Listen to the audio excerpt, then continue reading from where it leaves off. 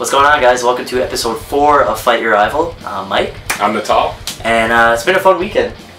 We ventured out to Philly for Big E's SummerJam6 annual tournament he has every year, and it was a lot of fun. Some of my personal highlights, I mean, the thing that really draws me to every major, just the overall feeling of rivalry in the air and just excitement of watching matches.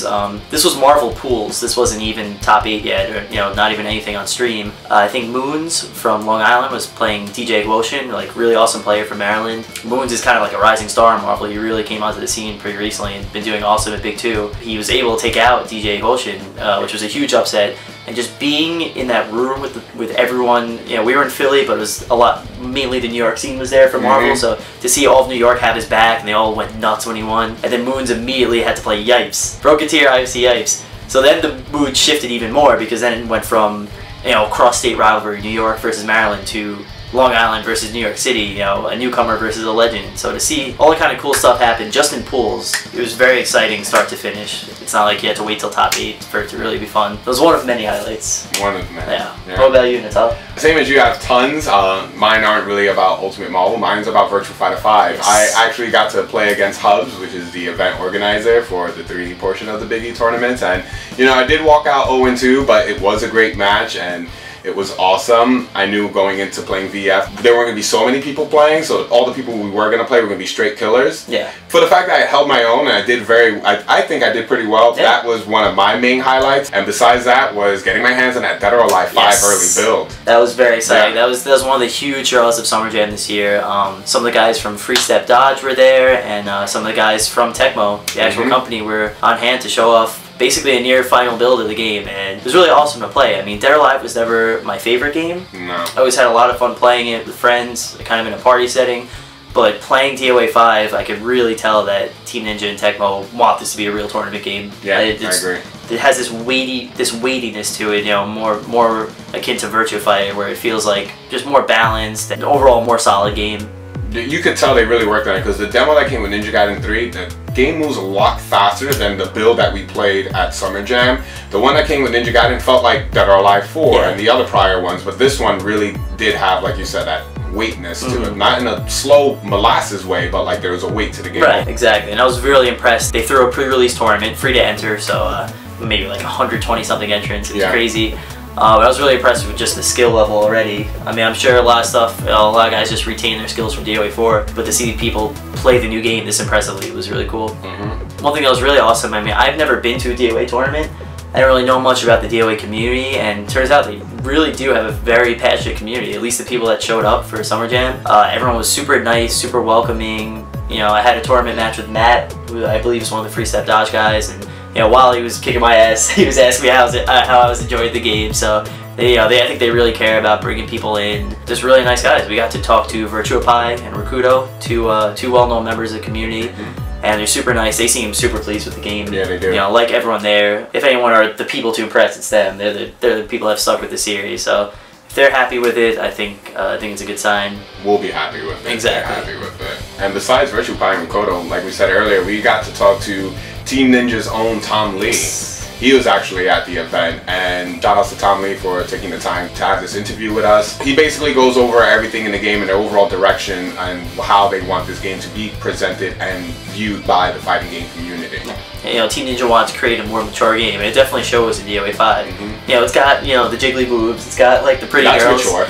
Exactly, it is mature, literally. Yeah. M-rated. It's just something about it, just a prettier game, a more detailed game, and you do get that sense that it is more mature. It's more than just breasts. There's real gameplay going on. There's real cool stuff going on. So I can't wait to get my hands on it. It's only a month away. So only a month away. Can't wait. He did say that it wasn't the final build and that there's more news to come.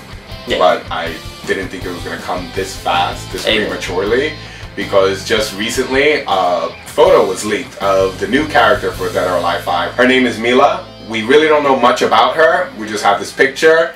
But you know what? Rig, we didn't know much about him, and we found out he was a Taekwondo fighter that hangs out with Base and does construction. So, if they have a construction worker Taekwondo player, who knows what Mila could do.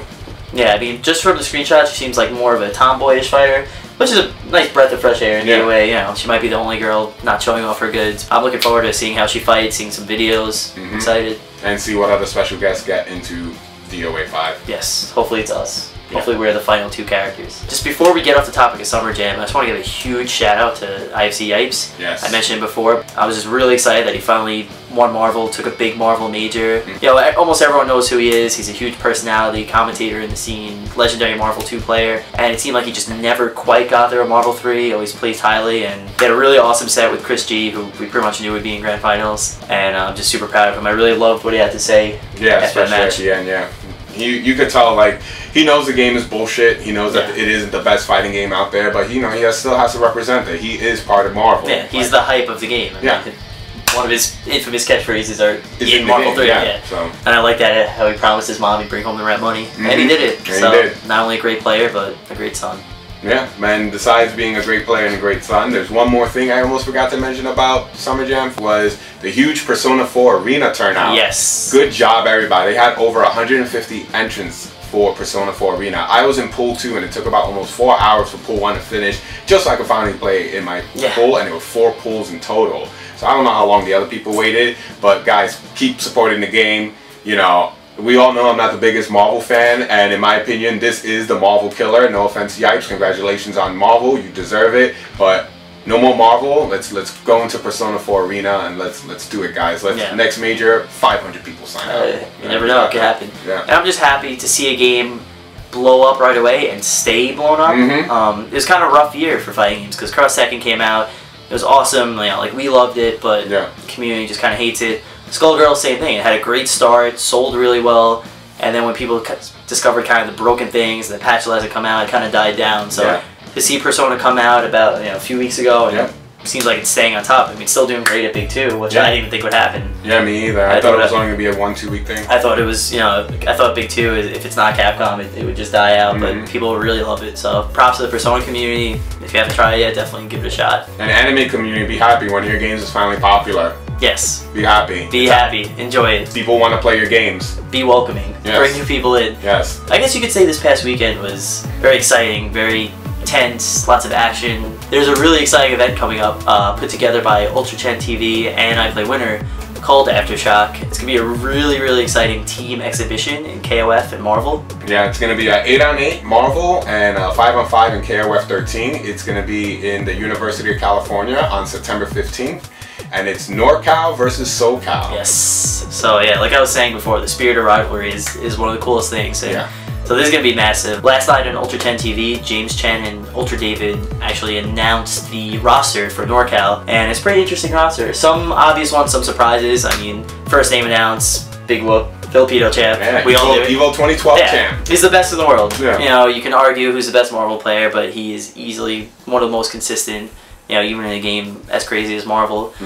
So we have Champ, we have K-Beast, who's a really awesome Viper player, always does well in NorCal tournaments. GC Yoshi, who one of my favorite players because he plays Chris Redfield. He's one of the best. We got Hanzo Gonzo, who's just as well known for his personality. He's kind of a fun, trolly guy. You ever watch his streams? But he's also a great player. We've got Drew Grimy, who plays a lot in the FGTV house, but he's finally making a big appearance here. We've got Pad Trick, a pad player who I believe took out Chris G in SoCal Regionals or NorCal Regionals. X-Ray, who's always been an awesome Marvel player. And lastly, this was a bit of a surprise, but CJ Showstopper will be on the NorCal team, which is kind of hilarious. He's not a bad player, but he's kind of, if you ever watch the FGTV streams, he's kind of the one they rag on. They always say he sucks, so yeah, he loses a lot to top players. So I think it's awesome that he's on the team, just from a morale standpoint. If you should watch the announce trailer for the NorCal team, because you see him getting all hyped like a sports game, like, this is our time, NorCal.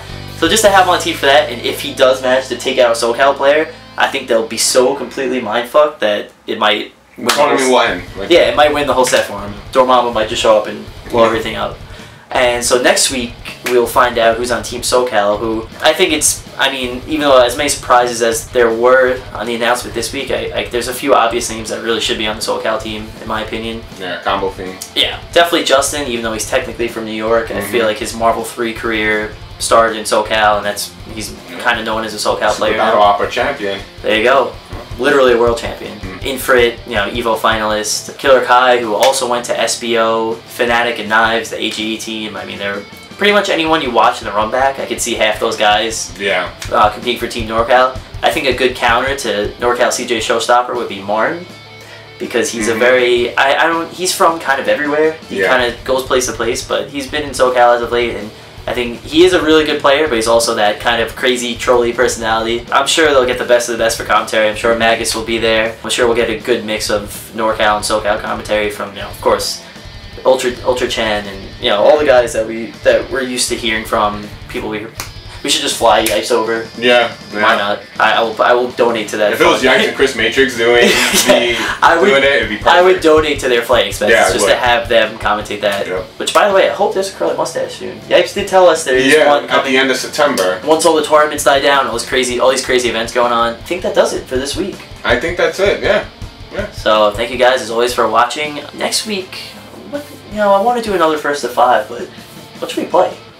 Oh, I mean, it's easy. Remember, like, we could play anything, but if it was up to me, I'd take you back in time and play another old school retro game and show the fans out there where possibly one of their most favorite franchises, and they never got to play the original, where it came from, so they know where their roots are in the game. Are you saying we're going to go back to the 90s? Of course. What else would I be saying?